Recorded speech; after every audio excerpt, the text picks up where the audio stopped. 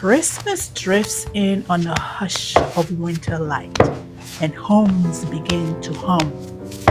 Bread rises like a quiet blessing, filling the air with warmth that wraps around the walls. Outside, the grill sings its own tune, a smoky melody rising into the cool evening sky.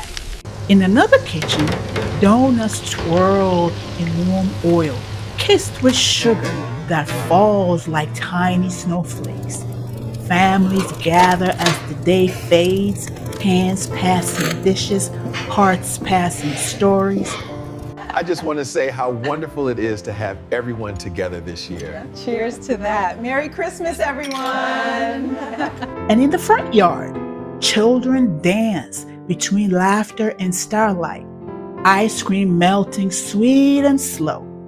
And then I told him, that's not my dog. Stop it. Oh, stop it. You are too much sometimes. He really did that? Everywhere you look, the season glows, soft, tender, alive with the small beautiful moments that make Christmas feel like a song. Until next time, bon appetit!